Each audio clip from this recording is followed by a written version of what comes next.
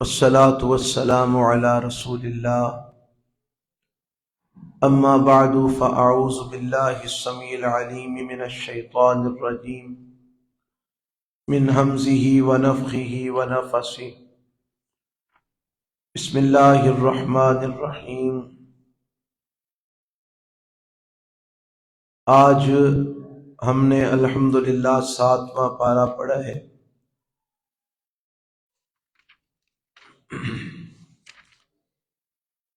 اور اس میں کچھ حصہ سورہ المائدہ کا اور کچھ حصہ سورہ الانعام کا ہم نے پڑھا ہے۔ اس پارے کے پہلے رکوع کے اندر اللہ رب العالمین نے قسم کا مسئلہ بیان فرمایا ہے۔ اللہ فرماتے ہیں لا یؤاخذکم اللہ باللغو فی ایمانکم۔ قسم کی 3 قسمیں ہیں۔ ایک وہ قسم جسے یمین لغو کہا جاتا ہے،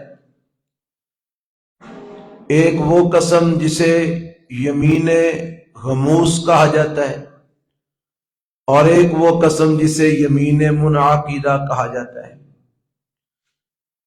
یمین لغو اس قسم کو بولتے ہیں کہ جس میں انسان کا ارادہ اور قصد نہیں ہوتا، بغیر ارادے اور بغیر قصد کے عادتاً بندہ قسم پہ قسم اٹھاتا جاتا ہے۔ جس طرح کے بعض لوگوں کو عادت ہوتی ہے، ان کو شعور نہیں ہوتا کہ وہ قسم اٹھا رہے ہیں، مگر وہ بات پہ قسم اٹھاتے ہیں، اسے یمین لغو کہتے ہیں۔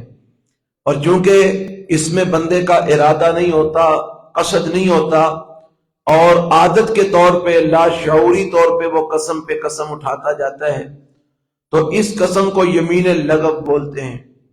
اور اللہ رب العالمین کا یہ اپنے بندے کے ساتھ پیار ہے، اس کی رحمت ہے کہ وہ ایسی قسم کے اوپر نہ تو کوئی کفارہ ڈالتا ہے اور نہ ہی گناہ دیتا ہے۔ یمین لغو کا کفارہ بھی کوئی نہیں اور یمین لغو پر مواخذہ بھی کوئی نہیں، کیونکہ انسان لاشعوری طور پر اس کو عادت پڑی ہوئی ہے، وہ قسم پہ قسم اٹھاتا جاتا ہے، تو اس قسم پر کفارہ بھی کوئی نہیں اور اس کے اوپر مواخذہ بھی کوئی نہیں۔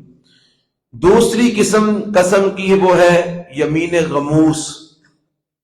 یمین غموس جو جھوٹی قسم اٹھائی جاتی ہے، بندہ جان بوجھ کر قصداً ارادتاً جھوٹی قسم اٹھاتا ہے، اسے یمین غموس کہتے ہیں۔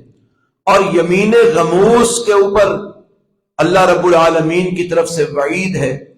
رسول اللہ صلی اللہ علیہ وسلم نے کبیرہ گناہوں کے اندر جھوٹی قسم کو شمار کیا ہے کہ جو اکبر الکبائر گناہ ہیں ان میں سے ایک گناہ شہادت الزور، جھوٹی قسم اٹھانا۔ اس لیے یہ جھوٹی قسم اٹھانا یہ بہت کبیرہ گناہ ہے اور اس سے بچنا چاہیے۔ تیسری قسم ہے قسم کی یمین منعقدہ۔ یمین منعقدہ یہ ہے کہ ایک بندہ کسی کام کے کرنے پہ قسم اٹھاتا ہے کہ میں یہ کام کروں گا، یا یہ قسم اٹھاتا ہے کہ میں یہ کام نہیں کروں گا، پھر وہ اپنی قسم پر پکا نہیں رہ پاتا، قسم توڑ بیٹھتا ہے۔ اگر قسم کھائی تھی کہ میں یہ کام نہیں کروں گا، وہ کر بیٹھتا ہے، یا قسم کھائی تھی میں یہ کام نہیں کروں گا، وہ کر بیٹھتا ہے، یا قسم کھائی تھی کہ یہ کام کروں گا لیکن وہ نہیں کر پاتا۔ تو ایسی صورت میں جب وہ قسم پوری نہیں کر سکا تو پھر اس کو کفارہ دینا ہوگا۔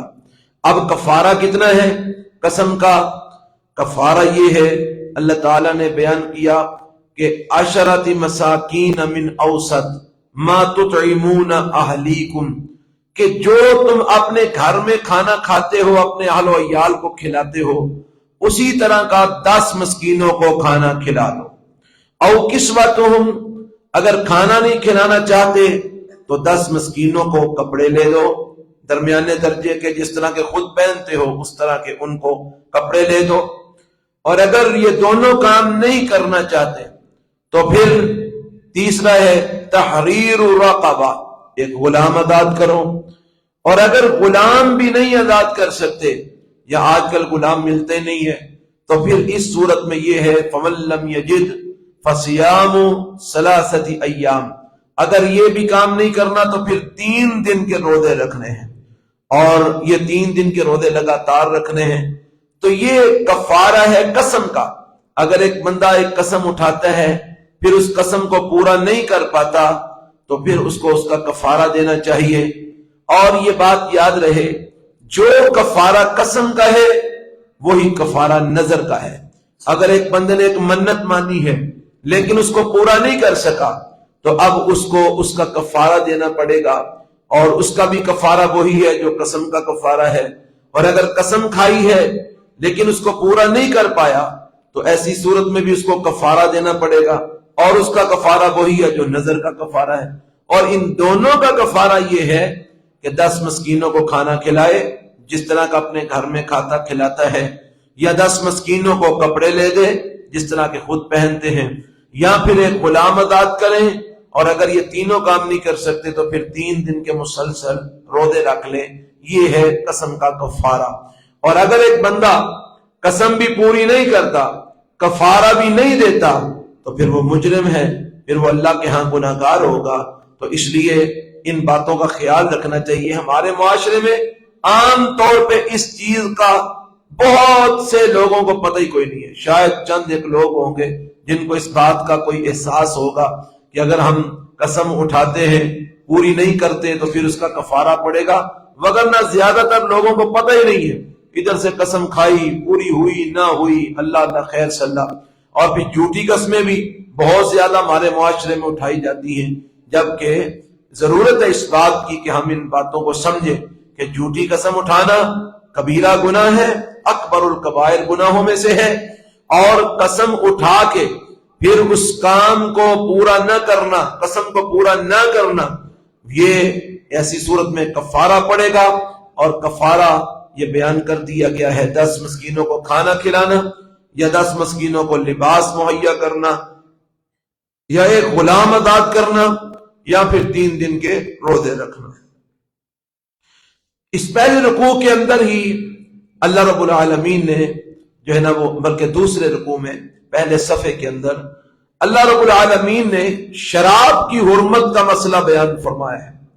فرمایا یا ایھا الذین آمنوا انما الخمر والمیسر والانصاب والازلام رجس من عمل الشیطان، اے ایمان والو، شراب اور جوا اور مزاروں اور آستانوں کے اوپر جا کے نظریں چڑھانا، مزاروں اور آستانوں کے اوپر جا کر نظریں چڑھانا، اور تیروں کے ساتھ قسمت آزمائی کرنا، جس کو بولتے ہیں فال نکالنا۔ یہ آج کل وہ طوطے لوگوں نے رکھے ہوئے ہیں، وہ طوطے کے ذریعے پرچی نکلواتے ہیں اور دیکھتے ہیں کہ ہمارے لیے یہ کام کرنا ٹھیک ہے کہ نہیں ٹھیک۔ اس طرح کی لوگوں نے فالیں نکالنی شروع کی ہوئی ہیں۔ تو دور جہالت میں لوگ تیروں کے ذریعے جو ہے نا وہ فالیں نکالا کرتے تھے، یعنی تیر ہوتے ترکش کے اندر پڑے ہوئے ہوتے، تو اس کے اوپر نام لکھے ہوتے تھے کہ یہ کام کرنا چاہیے، کسی پہ لکھا ہوتا نہیں کرنا چاہیے، کسی پہ لکھا ہوتا ٹھیک ہے، کسی پہ لکھا ہوتا نہیں ٹھیک ہے، کسی پہ لکھا ہوتا جاؤ، کسی پہ لکھا ہے نہیں جاؤ۔ تو وہ سفر کرنے لگتے تو پہلے یہ کام کرتے، اور اگر کوئی کام کرنا ہوتا تو پہلے اس کے ذریعے فال نکالتے کہ یہ ہمارے لیے ٹھیک ہے کہ نہیں، اگر لکھا ہے ہاں تو کر گزرو، لکھا ہے نہیں تو نہ کرو۔ تو یہ فرمایا اس طرح کا تیروں کے ذریعے قسمت آزمائی کرنا، یہ سارا یہ چارے کام کون کون سے؟ شراب پینا، جوا کھیلنا، اور مزاروں اور آستانوں کے اوپر جا کر جو ہے نا وہ نظریں چڑھانا، اور پھر چوتھا کام تیروں کے ساتھ قسمت آزمائی کرنا۔ فرمایا یہ چاروں کام رجس من عمل الشیطان، یہ شیطان کے ناپاک ترین کام ہے، ان سے بچ جاؤ اگر تم کامیابی چاہتے ہو، لعلکم تفلحون۔ فرمایا کہ کامیابی چاہتے ہو تو ان کاموں سے بچو۔ تو معلوم ہوا ان کاموں کو کرنے والا انسان کبھی دنیا اور آخرت میں کامیاب نہیں ہو سکتا۔ تو اس آیت میں اللہ تعالیٰ نے شراب کو حرام کر دیا ہے۔ یہ شراب کی حرمت میں سب سے آخری آیت اتری کہ جس کے بعد رسول اللہ صلی اللہ علیہ وسلم نے اعلان کر دیا کہ آج سے شراب حرام ہو چکی ہے، اب الی یوم القیامہ قیامت تک شراب جو ہے نا وہ حرام رہے گی۔ تو یہ شراب کی حرمت کی یہ آیت ہے، اور اس میں اللہ نے شراب کے ساتھ ساتھ جوئے کو بھی حرام کیا، اور اس کے ساتھ ساتھ مزاروں اور آستانوں کے اوپر جا کر جو ہے نا وہ چڑھاوے چڑھانے کو بھی حرام کیا، اور تیروں کے ذریعے قسمت آزمائی کرنے کو بھی حرام کیا۔ ہاں، اس کی جگہ پر شریعت نے ہمیں جو عمل دیا ہے کہ اگر ہم یہ دیکھنا چاہتے ہیں یہ کام ہمارے لیے ٹھیک ہے یا نہیں ٹھیک، تو اس کے لیے شریعت نے ہمیں دیا ہے استخارہ۔ استخارہ کریں، 2 رکعت استخارے کی نیت سے نوافل پڑھیں، اور پھر اللہ تعالیٰ سے دعا مانگیں، اور اس میں دعائے استخارہ بھی پڑھیں۔ تو یہ اللہ سے دعا کریں کہ یہ ہمارے لیے کام اگر جو ہم کرنا چاہتے ہیں بہتر ہے تو آسانی پیدا کر دے، نہیں بہتر تو ہمیں اس سے اور اس کو ہم سے دور کر دے۔ اس کے بعد پھر دیکھو کہ اگر دل مطمئن ہے، حالات موافق ہے، کوئی رکاوٹ نہیں ہے تو وہ کام کر گزرو، اور اگر استخارہ کرنے کے بعد دل مطمئن نہ ہو یا کوئی رکاوٹ پیدا ہو جائے تو اس کام کو پھر چھوڑ دینا چاہیے، گویا یہ اللہ کی طرف سے اشارہ ہوتا ہے کہ یہ کام آپ کے لیے بہتر نہیں ہے۔ تو یہ مسئلہ اللہ تعالیٰ نے جو ہے نا وہ اس سورت میں بیان فرمایا، سورہ المائدہ کے اندر۔ اور اسی سورت میں اللہ رب العالمین نے کچھ ایسے جانوروں کا ذکر کیا ہے جن کو مشرکین مکہ اپنے بتوں کے لیے خاص کر کے ان کو چھوڑ دیتے تھے۔ ایک ہے بحیرہ، ایک ہے سائبہ، ایک ہے وسیلہ، ایک ہے حام۔ یہ 4 قسم کے جانور ہوتے تھے، اور ان کو انہوں نے اپنے بتوں کے لیے خاص کیا ہوتا تھا۔ اس بت کے لیے یہ خاص ہے، یہ اس کے لیے خاص ہے، یہ اس کے لیے خاص ہے، یہ اس کے لیے خاص ہے۔ تو اللہ رب العالمین نے فرمایا یہ جو بحیرہ، سائبہ، وسیلہ اور حام، یہ جو تم نے بتوں کے لیے جانور خاص کیے ہوئے ہیں نا، یہ اللہ نے نہیں مقرر کیے، یہ تم نے اپنے پاس سے گڑے ہیں، اپنے پاس سے تم نے یہ نام جوڑے ہیں، اور تم نے جو ہے نا وہ اپنے بتوں کے لیے جانوروں کو خاص کر کے یہ نام تم نے خود ان کو دیے ہیں۔ اللہ نے نہ کوئی بحیرہ بنایا ہے، نہ کوئی اللہ نے سائبہ بنایا ہے، نہ کوئی وسیلہ بنایا ہے، نہ کوئی حام بنایا ہے، لیکن یہ لوگ اللہ پر جھوٹ کرتے ہیں کہ یہ اپنے پاس سے اس طرح کی باتیں جوڑتے ہیں اور پھر ان کو اللہ کی طرف منسوب کر دیتے ہیں۔ تو یہ آج بھی اس طرح کے کام ہوتے ہیں۔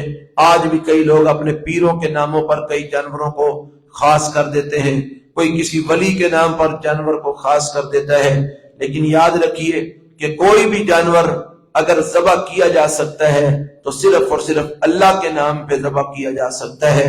اللہ کے نام کے علاوہ کسی اور کے نام پر اس کو منسوب اگر کیا جائے تو اللہ نے قرآن میں واضح لفظوں میں فرما دیا وَمَا أُهِلَّ لِغَيْرِ اللَّهِ بِهِ، وہ چیز حرام ہے اسے غیر اللہ کی طرف منسوب کر دیا جائے۔ تو یہ مسئلہ بھی اللہ تعالی نے اس کے اندر بیان فرمایا۔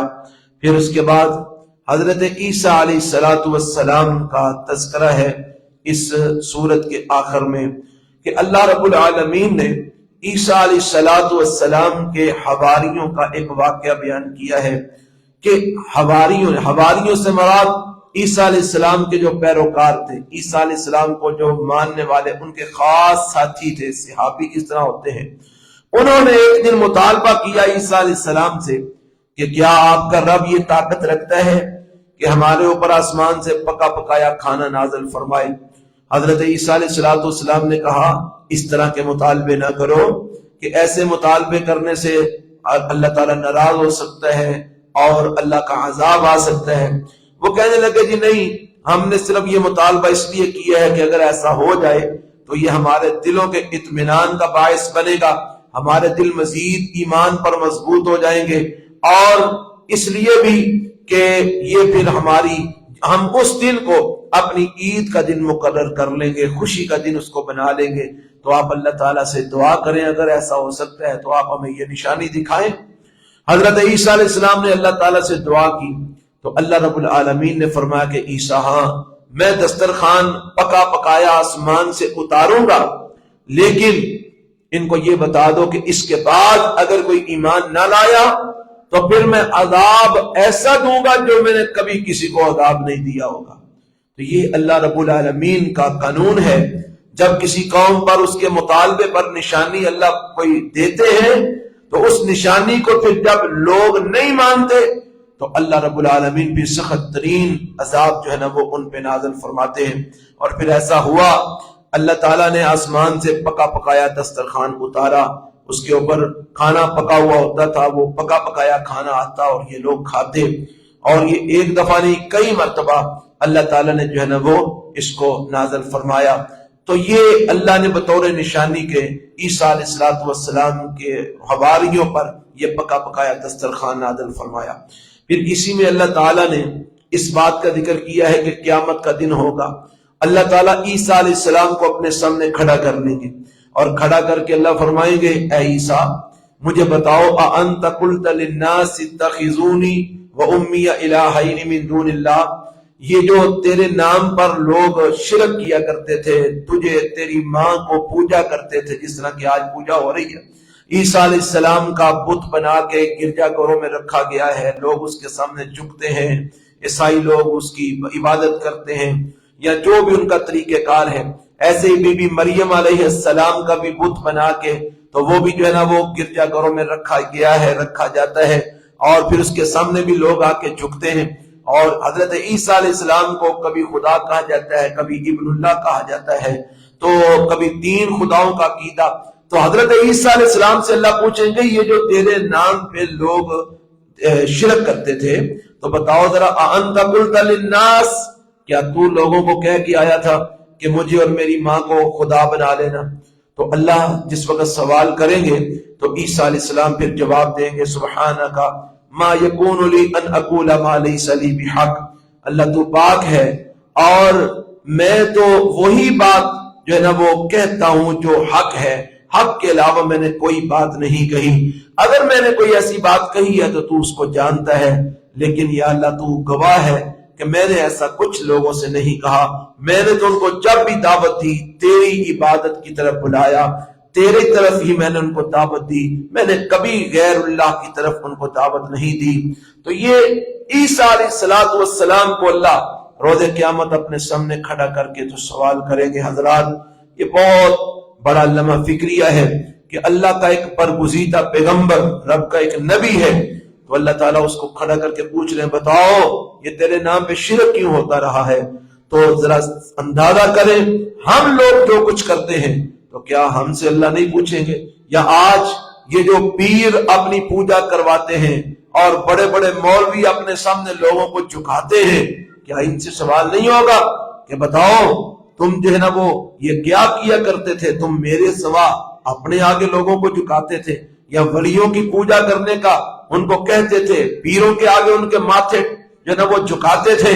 تو اللہ کے سامنے یہ جواب دینا ہے، تو اللہ تعالی ہمیں معاف فرما دے اور ہمیں اس بات کا احساس کرنے کی توفیق دے کہ ہم نے اللہ کے سامنے پیش ہونا ہے۔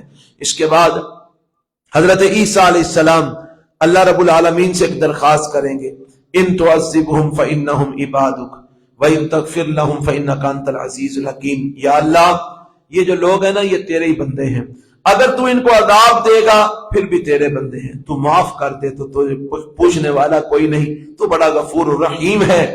تو یہ آیت حدیث میں آتا ہے رسول اللہ صلی اللہ علیہ وسلم ایک رات نماز پڑھنے کے لیے کھڑے ہوئے، آپ نے قیام کیا، سورۃ فاتحہ پڑھی اور اس کے بعد یہ آیت پڑھنی شروع کی، ساری رات گزر گئی، اللہ کے پیغمبر علیہ السلام ساتھ روتے رہے اور ساتھ بار بار یہ آیت پڑھتے رہے کہ یا اللہ یہ تیرے بندے ہیں۔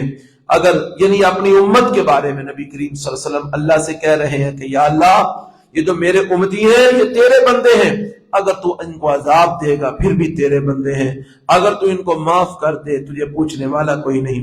اور ایک حدیث میں آتا ہے وہ جو آیت ہے نا ما یفعل اللہ بعذابکم ان شکرتم وآمنتم، کہ اللہ تمہیں عذاب دے کے کیا کرے گا اگر تم اللہ کا شکریہ ادا کرو اور اس پر ایمان لے آؤ۔